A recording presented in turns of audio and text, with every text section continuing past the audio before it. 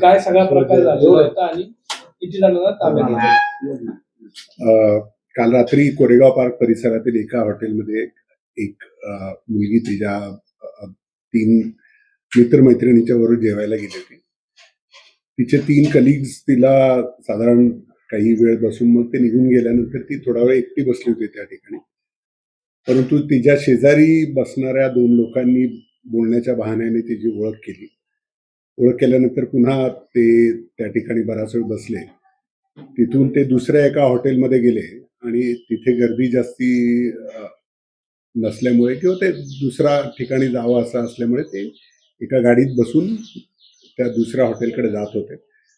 वाटेमध्ये या महिलेची तक्रारीप्रमाणे तिला मॉलेस्ट करण्यात आलं आणि मग तिनं गाडी थांबवण्यासाठी सांगितल्यानंतर तिला गाडीतून उतरून हे लोक निघून गेले.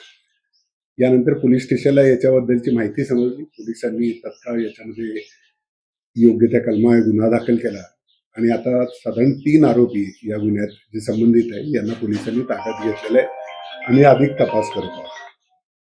गाडीत किती लोक होते? गाडीत किती लोक होते?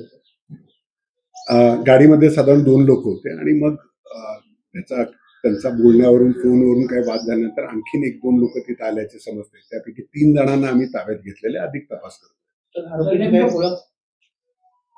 तपास चालू आहे. जशी माहिती मिळेल तसं आम्ही आपल्याला गुन्हा काय नोंद केला आपण याच्यामध्ये कलमांमध्ये जे सेक्शन्स आहेत ते त्याच्यामध्ये मॉलेस्टेशनचे सेक्शन्स, रेपचे सेक्शन्स हे लावण्यात आले.